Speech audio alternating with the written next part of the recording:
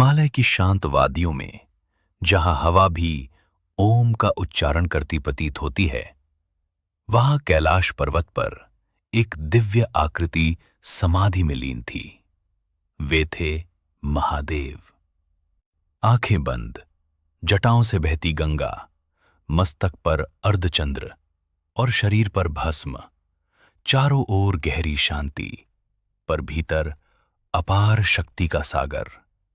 कहते हैं, शिव केवल देवता नहीं, वे स्वयं समय हैं।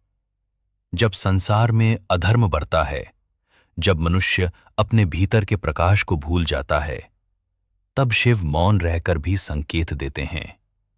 एक छोटे से गांव में आरव नाम का युवक रहता था। जीवन की परेशानियों ने उसे तोड़ दिया था। पिता का व्यापार डूब चुका था, मित्रों ने साथ छोड़ दिया था और मन में निराशा घर कर चुकी थी।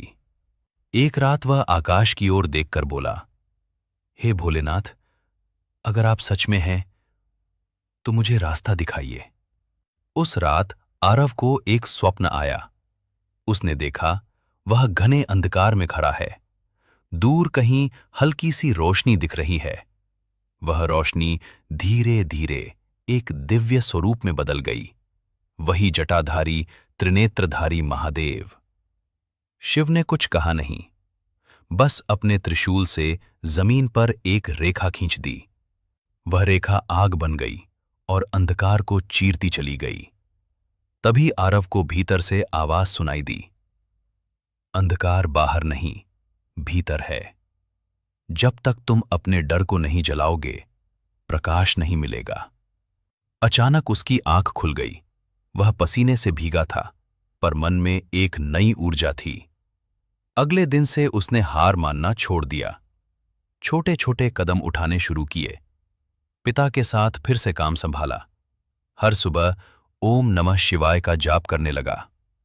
धीरे धीरे परिस्थितियां बदलने लगीं। व्यापार फिर से चल पड़ा, रिश्ते सुधरने लगे। पर सबसे बड़ा बदलाव था आरव का आत्मविश्वास। उसे समझ आ गया कि शिव बाहर बैठकर चमत्कार नहीं करते, वे भीतर बैठकर साहस जगाते हैं। शिव का तीसरा नेत्र केवल विनाश नहीं करता, वह अज्ञान का नाश करता है। महादेव हमें सिखाते हैं, भस्म की तरह अहंकार को जला दो, गंगा की तरह पवित्र बनो, चंद्रमा की तरह शीतल रहो और त्रिशूल की तरह दृढ़ बनो। शिव का मार्ग आसान नहीं, पर सच्चा है। वह हमें संसार से भागना नहीं, बल्कि भीतर के अंधकार से लड़ना सिखाता है।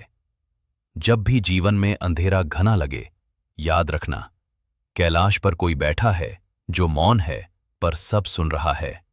बस एक ची पुकार चाहिए और भीतर का शिव जाग उठेगा।